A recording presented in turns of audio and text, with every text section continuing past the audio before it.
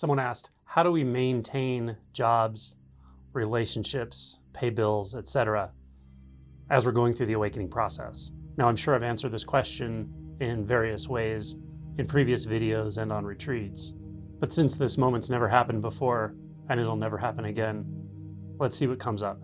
So first of all, if you're wondering about what will happen to my relationship, my loved ones, my children, my spouse, or my job, will I be able to work? Will I be able to think? It's common that people will say, I have a thinking job. I'm an engineer. I'm a computer programmer. So what will happen with that?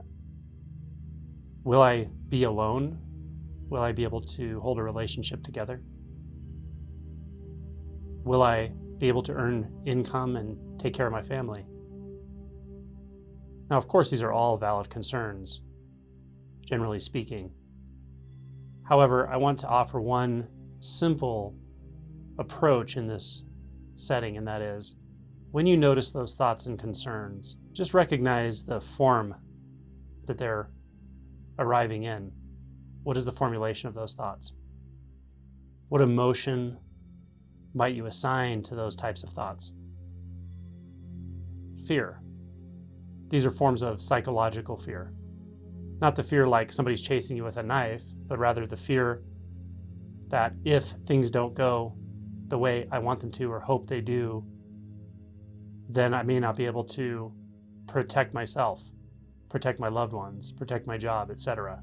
Once you recognize that this is fear, this is psychological fear, then you can do a bit of inquiry around it.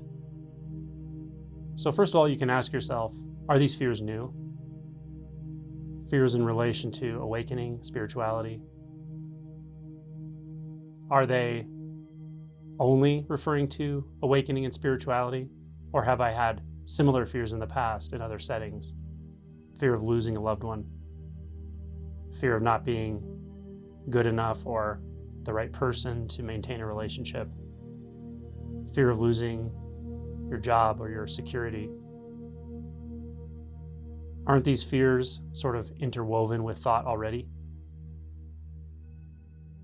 So what this process begins to do, or one of the things it begins to do, is starts to bring these fears to the surface. I would argue that these are not new fears. It's just that when we don't give the mind too much to chew on, when we become present, perhaps through inquiry, when we ask a question like, what is here right now that's not a thought? The mind kind of goes on tilt. It really has nothing to grasp onto. And when it has nothing to grasp onto, the usual way we keep emotions that we've learned to repress at bay don't work anymore. We keep emotions at bay by thinking, and identifying with thoughts and beliefs, imagining the future endlessly, imagining the past, daydreaming, mind-wandering, conceptualizing. So when we become more present through whatever means, the emotions come to the surface. So it's okay that they're here. It's normal that they're here. The fear of losing your loved ones, the fear of not being able to provide for your loved ones, the fear of not being able to think or solve problems. These are very deeply rooted fears in the human psyche. They started when we were children. The fear of losing the bond with your protector, the fear of not being safe, the fear of not having the resources you need. These aren't just adult fears. These are buried deep inside your identity. So it's a good thing that we start to have access to them as this process starts to unfold. So just working with this one recognition of the emotion nature of these concerns, and that it's coming to the surface, and being willing to work with and feel these emotions and do some inquiry into the beliefs around these emotions can take you a long way. Just this one recognition and application of its implications. With that said, I'm going to offer a couple other responses to this concern. So one just comes from practical experience, and that is, generally speaking, you don't need to worry about it. The inclination you have to take care of your family isn't going to suddenly disappear. It might change, but it changes for the better, in my experience, from what I've seen in myself and others.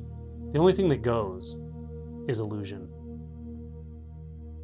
delusion, confusion about what's actually occurring right here and right now. As those distortions drop away, your ability to actually see what's happening in front of your face, to feel and see and hear the person right in front of you, is clarified significantly. And when there's more clarity around this, when we're not in our head so much, and we can see, hear, and feel what's going on in front of us and around us, we respond simply with kindness, compassion, intelligence. It's spontaneous. We don't have to pre-think. So like I've said many times, a lot of this is about trust. Trusting in a process. Trusting in a force that's beyond the scale of you and your mind and your preconceptions and your biases and tendencies. There's something here that's moving all of this. It's not an entity. It's not an outside force, but it is beyond the scale of the very limited human ego. When we trust that, we see things work out just fine. In fact, it's always been this way, even when the mind is making a lot of noise. What's happening is simply happening. Your preferences are your preferences. You didn't stop and choose those preferences. But the way the mind functions, it kind of takes credit for everything. The ego puts its stamp on everything and says, I did that. I'm doing this, and I'm going to do that. And as much as that can feel empowering at times, it's incredibly disempowering at other times when there's evidence to the contrary. So we play the push and pull game, always struggling, always reacting. It's completely unnecessary, but it's hard to see that it's unnecessary until we really start to see clearly what is happening and what's not happening. So just understand there are forces at play here.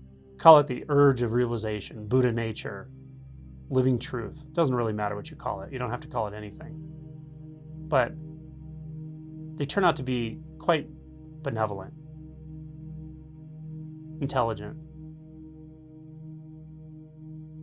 They support compassion, loving kindness, clear seeing, spontaneity, innocence, simplicity.